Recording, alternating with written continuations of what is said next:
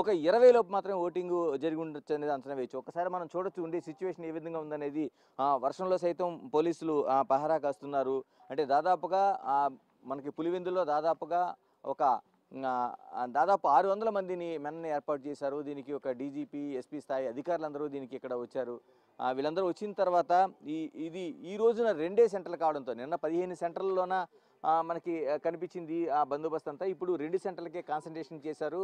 వస్తున్న ఓటర్లు మనకి మేము ఓటు వేసామని చూపిస్తున్నారు. ఎందుకంటే నిన్న చాలామంది ఓటు వేసిన తర్వాత కూడా మళ్ళీ నిన్న ఏదైతే మళ్ళీ రీపోలింగ్ జరుగుతుందో రీపోలింగ్కి ఓటింగ్ వస్తున్నారు. మరికొందరు నిన్న రాలేకపోయిన వాళ్ళు, నిన్న ఓటు వేయడానికి అవకాశం లేని వాళ్ళు కూడా ఈ రోజున వస్తున్నారు.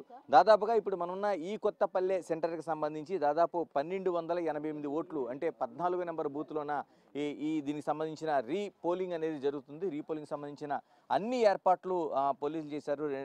ఎన్నికల కమిషన్ చేసింది. పోలీసులను కూడా పెద్ద ఎత్తున బందోబస్తు ఏర్పాటు చేసింది.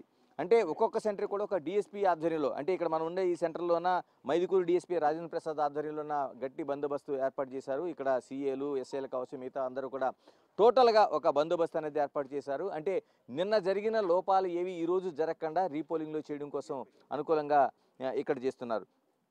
అంటే ఈ రీపోలింగ్కి సంబంధించి ఈరోజు ఎంత ఓటింగ్ నమోదవుతుంది అనేది కూడా అతిపెద్ద ప్రశ్నగా కనిపిస్తుంది. ఎందుకంటే నిన్న దాదాపు 2500కు పైగా ఓట్లు, 2600 పైగా ఓట్లు ఈ సెంటర్లో ఉంటే దాదాపు 13, 14 సెంటర్లకు సంబంధించి ఈ బైపోల్ జరిగింది. అయితే బైపోల్లో ఈరోజు రీపోల్ జరగడంతో రీపోలింగ్లోన కేవలం 1288 ఓట్లకి ఎంతమంది వస్తారనేది కూడా ఒక ప్రశ్న కనిపిస్తుంది. నిజంగానే దండోరా వేసిన తర్వాత ఈరోజు ఉదయం నుంచి 2 గంటలైనా పదుల సంఖ్యలోనే ఇక్కడ హాజరవుతున్నారు. మధ్యాహ్నం నుంచి వచ్చే అవకాశం ఉందని అంచనా వేస్తున్నారు. దీనికి తోడు వర్షం, అంటే కంటిన్యూగా వర్షం పడుతుంది.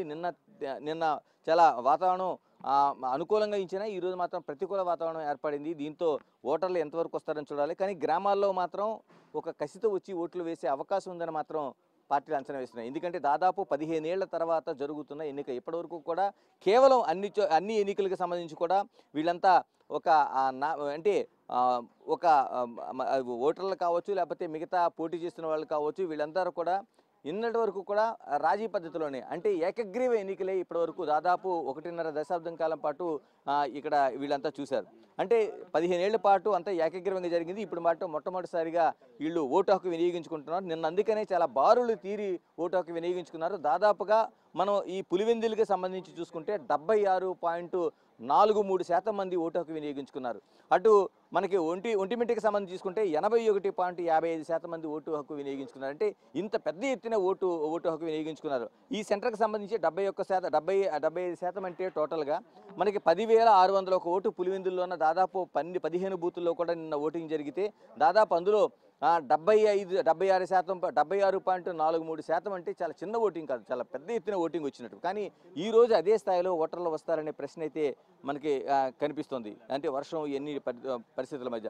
కానీ మధ్యాహ్నం నుంచి వచ్చే అవకాశం ఉందని మాత్రం ఒక అంచనా అయితే వేస్తున్నారు. పోలీసులు కూడా పెద్ద ఎత్తున బందోబస్తు ఏర్పాటు చేశారు. ప్రతి ఒక్కరు రావాలని గ్రామాల్లో దండోరా వేయిస్తున్నారు ఎన్నికల కమిషను.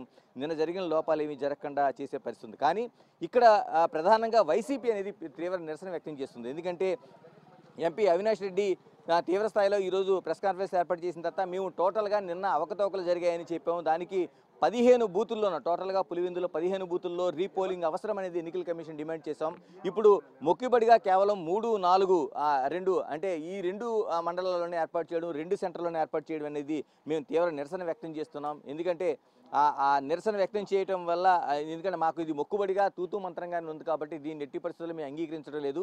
ఎన్నికల్లో మా వాళ్ళు అంటే ఓటర్లు కావచ్చు, మిగతా వాళ్ళు కావచ్చు, మేము పాల్గొనడం లేదనేది దీన్ని బాయ్కట్ చేస్తున్నట్టుగా ప్రకటించారు.